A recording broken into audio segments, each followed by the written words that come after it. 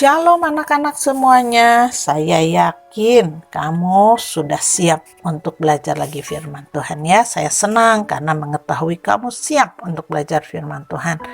Ayo kita akan berdoa terlebih dahulu ya. Bapa di dalam surga, Bapa di dalam nama Tuhan Yesus, kami bersyukur kepadamu untuk kesempatan kami belajar firman Tuhan. Kami percaya Engkau akan memberikan hikmat pengertian kepada kami, dan kami juga percaya Engkau menolong kami supaya kami bertumbuh di dalam pengenalan kami akan Tuhan Yesus. Ini anak-anak-Mu yang siap untuk diberkati oleh firman-Mu. Dalam nama Tuhan Yesus kami bersyukur dan berdoa. Amin. Anak-anak, judul firman Tuhan hari ini masih sama dengan yang lalu, yaitu Tuhan Yesus satu-satunya sumber keselamatan. Nats Alkitabnya dari Matius 1 ayat 18 sampai 25, Matius 26 ayat 26 sampai 75, Matius 27 ayat 26 sampai 66, Markus pasal 15 ayat 25 sampai 43, Lukas pasal 1 ayat 26 sampai 35, Lukas 23 ayat 27 sampai 56, dan Injil Yohanes 19 ayat 28 sampai 42. Nah, anak-anak, firman Tuhan yang lalu, Tuhan Yesus itu sudah ditangkap ya, dibawa kemana? Betul, dibawa kepada imam-imam ya, dibawa ke mahkamah agama. Nah, anak-anak, dari mahkamah agama, para tua-tua ahli Taurat ya, mereka sepakat, mereka membelenggu Tuhan Yesus. Membelenggu itu mengikat Tuhan Yesus, lalu membawa Tuhan Yesus kepada Pilatus. Anak-anak, di hadapan Pilatus, para imam mengajukan banyak tuduhan kepada Tuhan Yesus agar Pilatus menjatuhkan hukuman mati. Namun, sekalipun banyak tuduhan disampaikan dan Pilatus juga mengajukan banyak pertanyaan kepada Tuhan Yesus, ternyata Pilatus tidak menemukan sebuah kesalahan pun pada diri Tuhan Yesus. Sehingga anak-anak, sebenarnya tidak ada alasan untuk menghukum Tuhan Yesus. Nah, anak-anak, karena Pilatus mengetahui Tuhan Yesus berasal dari daerah kekuasaan Herodes, maka Tuhan Yesus diserahkan kepada Herodes. Anak-anak, dengan tangan yang terbelenggu, Tuhan Yesus dibawa ke hadapan Herodes. Anak-anak, saat itu Herodes merasa senang sekali melihat Tuhan Yesus. Ia sudah lama ingin melihat Tuhan Yesus. Herodes sering mendengar tentang Tuhan Yesus. Herodes berharap Tuhan Yesus akan mengadakan suatu tanda atau suatu mujizat di hadapannya. Namun, anak-anak, ketika Herodes mengajukan banyak pertanyaan, ternyata Tuhan Yesus diam saja, tidak memberi jawaban apapun. Maka Herodes menjadi marah. Herodes dan pasukannya menghina, mengolok-olok Tuhan Yesus, dan Herodes mengenakan jubah kebesaran kepada Tuhan Yesus, lalu mengirimkan kembali Tuhan Yesus kepada Pilatus. Anak-anak, kemudian Pilatus mengumpulkan para imam-imam kepala dan para pemimpin. Pilatus mengatakan kepada mereka bahwa dirinya dan Herodes tidak menemukan kesalahan apapun pada diri Tuhan Yesus. Jadi tidak ada alasan untuk Tuhan Yesus dihukum. Ya, apalagi dihukum mati.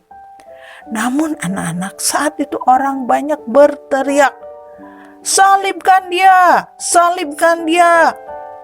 Anak-anak, orang bergemuruh berteriak. Saat itu anak-anak sedang menjelang hari raya Paskah. Orang banyak minta kepada Pilatus agar membebaskan seorang penjahat, yaitu Barabas.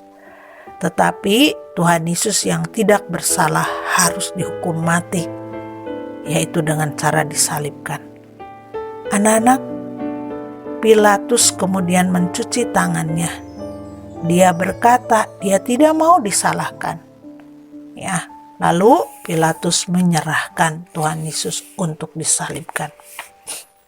Anak-anak, sebelum Tuhan Yesus disalibkan, Tuhan Yesus disesah. Disesah itu artinya dipukul berkali-kali dengan cambuk.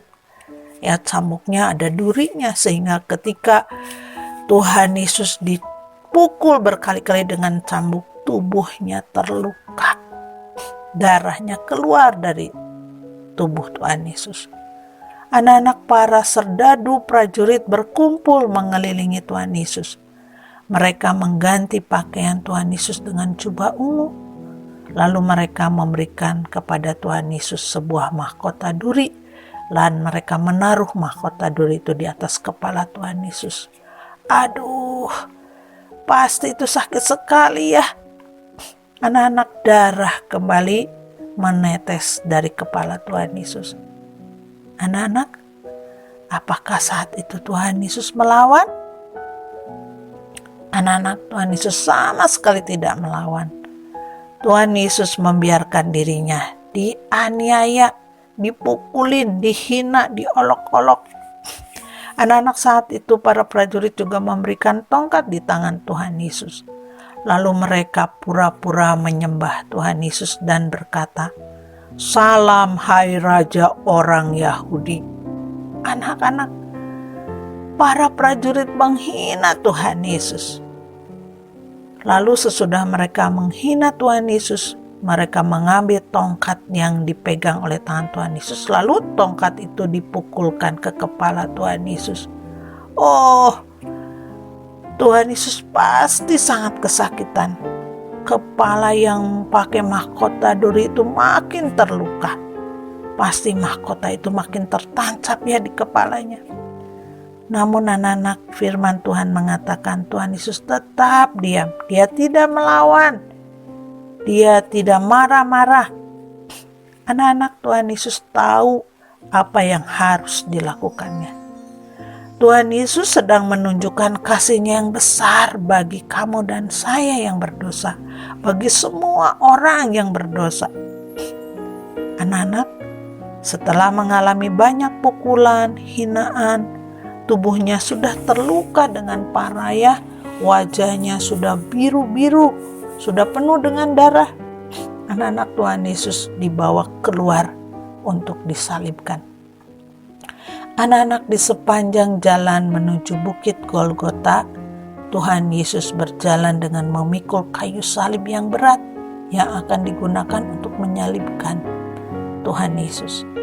Anak-anak, karena tubuh Tuhan Yesus sudah terluka parah, Tuhan Yesus tidak kuat lagi memikul kayu salib itu, sehingga di sepanjang perjalanan itu Tuhan Yesus sering terjatuh. Anak-anak, di sepanjang jalan itu prajurit bertemu dengan seorang yang bernama Simon dari Kirene. Dan para prajurit memaksa Simon dari Kirene itu untuk memikul kayu salib yang akan digunakan untuk menyalibkan Tuhan Yesus. Dan Simon dari Kirene memikul kayu salib itu sampai di Bukit Golgota.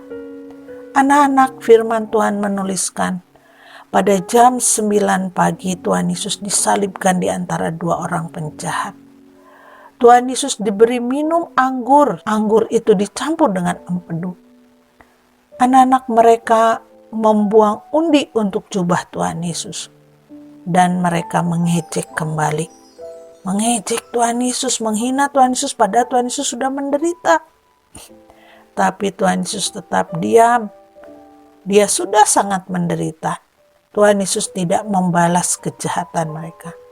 Bahkan Tuhan Yesus berdoa agar mereka tidak dihukum karena kejahatan mereka. Sungguh, anak-anak, kasih Tuhan Yesus sangat besar bagi orang-orang yang menghukumnya, bagi kamu dan saya yang berdosa. Anak-anak, firman Tuhan di dalam 1 Korintus 15 ayat 3b mengatakan begini, bahwa Kristus telah mati karena dosa-dosa kita sesuai dengan kitab suci. Anak-anak, benar sekali. Tuhan Yesus sudah menderita karena dosa-dosa kita, dosa kamu dan saya. dan itu sudah dituliskan dalam Perjanjian Lama sebagai rencana Allah untuk menyelamatkan kita dari hukuman dosa. Anak-anak kitalah, kamu dan saya yang berdosa, yang seharusnya mendapatkan hukuman kekal, yaitu maut. Tetapi Tuhan Yesus tidak menghendaki kamu dan saya dihukum karena dosa-dosa kita. Ia ingin kamu dan saya diselamatkan dari maut, hukuman kekal itu. Anak-anak, pada jam 12 siang terjadi kegelapan yang meliputi daerah itu selama 3 jam. Wah, orang banyak ketakutan karena pada waktu siang tengah hari itu tiba-tiba gelap gulita. Anak-anak, selama 3 jam orang-orang begitu heran, begitu ketakutan melihat apa yang terjadi. Anak-anak, pada jam 3 sore Tuhan Yesus berseru, "Allahku, Allahku, mengapa engkau meninggalkan aku?" Setelah itu, anak-anak, ada seorang yang memberi Tuhan Yesus minum anggur asam dengan menggunakan bunga karang, dengan menggunakan sebuah tongkat. Tetapi Tuhan Yesus tidak mau meminumnya. Anak-anak, saat itu Tuhan Yesus berseru dengan suara nyaring. Dia berkata, "Sudah selesai." Dan Tuhan Yesus kemudian menyerahkan nyawanya. Anak-anak, firman Tuhan mengatakan ketika Tuhan Yesus berseru dan ketika Tuhan Yesus menyerahkan nyawanya, tabir bait suci terbelah 2 dari atas sampai bawah. Dan itu menandakan bahwa dengan kematian Tuhan Yesus, hubungan manusia dipulihkan dengan Allah. Anak-anak, itu sebuah tanda bahwa ada kuasa pengampunan dosa melalui penderitaan Tuhan Yesus. Dan manusia yang berdosa dapat berhubungan langsung dengan Allah. Anak-anak, sungguh itu peristiwa yang dahsyat, peristiwa yang luar biasa. Anak-anak, kepala pasukan yang melihat peristiwa itu berkata, "Sungguh orang ini adalah anak Allah." Anak-anak, benar sekali. Kematian Tuhan Yesus di kayu salib membuktikan bahwa Tuhan Yesus adalah Mesias, anak Allah yang maha tinggi, yang berkuasa menyelamatkan manusia yang berdosa. Anak-anak, pada waktu hari sudah sore menjelang malam, datanglah Yusuf Arimatea. Dia adalah salah satu murid Tuhan Yesus. Dan Yusuf Arimatea meminta mayat Tuhan Yesus kepada Pilatus supaya ia dapat menguburkan Tuhan Yesus. Anak-anak, Tuhan Yesus sungguh-sungguh mengalami kematian. Prajurit menyaksikannya. Anak-anak, firman Tuhan mengatakan, tidak ada tulang dari tubuh Tuhan Yesus yang dipatahkan, karena Tuhan Yesus telah meninggal. Lalu untuk membuktikan Tuhan Yesus sudah meninggal, maka salah seorang prajurit itu menusukkan tongkat ke lambung Tuhan Yesus. Dan keluarlah air dan darah. Itu bukti bahwa Tuhan Yesus sungguh-sungguh mengalami kematian. Anak-anak, Tuhan Yesus harus mengalami kematian. Karena apa? Karena Tuhan Yesus harus mengalahkan maut, kematian kekal karena dosa. Anak-anak, saat itu Pilatus mengizinkan Yusuf Arimatea membawa mayat Tuhan Yesus. Lalu Yusuf Arimatea membawa mayat Tuhan Yesus ke kubur yang masih baru, kubur miliknya. Dan Yusuf Arimatea dibantu oleh Nikodemus, orang yang pernah berbicara dengan Tuhan Yesus. Anak-anak, Yusuf Arimatea dan Nikodemus adalah orang yang mengenal Tuhan Yesus. Mereka juga orang-orang yang menantikan janji Allah tentang Mesias. Anak-anak, mereka memperlakukan mayat Tuhan Yesus dengan cara terhormat menurut adat istiadat bangsa Israel. Mereka memberikan rempah-rempah dan wangi-wangian sebanyak 50 kati. Dan itu banyak sekali, itu lebih dari 30 kilogram anak-anak. Mereka juga membungkus mayat Tuhan Yesus dengan kain lenan. Anak-anak, mereka percaya Tuhan Yesus bukan orang biasa. Nah, anak-anak, kubur kosong yang baru itu letaknya tidak jauh dari tempat penyaliban. Anak-anak, Tuhan Yesus mati dan dikuburkan. Itu sesuai dengan apa yang ditulis di dalam firman Tuhan. Nah, malam itu para tua-tua, para imam kepala orang Farisi datang kepada Pilatus. Mereka minta supaya kubur Tuhan Yesus dijaga. Mengapa kubur Tuhan Yesus harus dijaga? Karena mereka pernah mendengar perkataan Tuhan Yesus bahwa ia akan bangkit pada hari yang ketiga. Maka anak-anak, malam itu Pilatus memberikan penjaga-penjaga untuk memeteraikan, memberikan tanda di kubur Tuhan Yesus dan menjaganya supaya tidak ada seorang pun yang menyentuh kubur Tuhan Yesus apalagi membukanya. Anak-anak, mereka takut mayat Tuhan Yesus dicuri. Lalu murid-murid Tuhan Yesus nanti berbohong mengatakan Tuhan Yesus bangkit. Anak-anak, Tuhan Yesus berkata bahwa dia akan disalibkan, dia menderita, dia akan mati, tetapi dia akan bangkit pada hari yang ketiga. Anak-anak, sungguh perkataan Tuhan Yesus itu pasti terjadi. Dia sudah menderita, dia sudah menyerahkan nyawanya di kayu salib, dan dia bangkit pada hari yang ketiga. Anak-anak, kita akan mengulang lagi ayat 1 Korintus 15 ayat 3b ya. Di situ dikatakan apa? Kristus telah mati karena dosa-dosa kita sesuai dengan kitab suci. Nah, anak-anak, Tuhan Yesus telah menyerahkan nyawanya di kayu salib karena dia sangat mengasihi kamu. Dia tidak ingin kamu dihukum karena dosa-dosamu. Sebab itu Tuhan Yesus rela memikul hukuman dosa kamu dan saya di kayu salib. Anak-anak, Tuhan Yesus berkuasa mengalahkan kematian. Tuhan Yesus benar-benar mengalami kematian karena dia harus mengalahkan maut. Sebab itu anak-anak, Tuhan Yesus bangkit pada hari yang ketiga. Dia membuktikan dia lebih berkuasa dari kematian. Supaya apa? Supaya kamu dan saya bebas dari hukuman dosa. Kamu dan saya bisa memperoleh pengampunan dosa dan memperoleh hidup yang kekal. Nah, anak-anak, hari ini kamu mendengar firman Tuhan bahwa Tuhan Yesus sudah menderita, memikul hukuman dosa kamu dan saya di kayu salib. Adakah di antara kamu yang mendengar firman Tuhan hari ini belum pernah mengatakan percaya kepada Tuhan Yesus? Hari ini adalah kesempatan yang baik bagi kamu yang belum pernah mengakui Tuhan Yesus sebagai Tuhan dan Juru Selamatmu.